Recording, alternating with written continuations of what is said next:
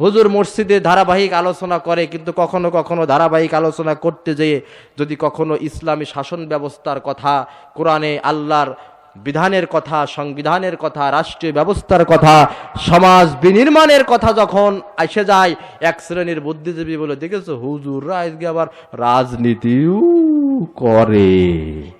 আছে না?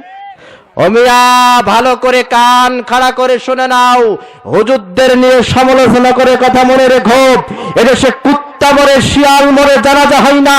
বাংলাদেশের সমস্ত ইমাম হুজুর যদি এক প্ল্যাটফর্মে সেই সিদ্ধান্ত উপনীত হয়, ইসলাম বিরোধী হুজুর বিরোধী কারো জানাজার নামাজ পড়বো না, কুত্তা শিয়ালের মতো মরণ হবে, জানাজা দেওয়ার মতো লোক খুঁজে পাওয়া যাবে না।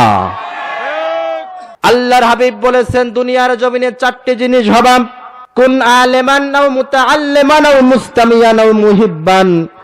হয় তুমি আলেম হয়ে যাবা, না হয় আলেম হওয়ার চেষ্টা করবা, আর না হয় আলেমকে তুমি মহব্বত করবা, ভালোবাসবা, আর না হয় আলেমের কথা মনোযোগ দিয়ে শুনবা।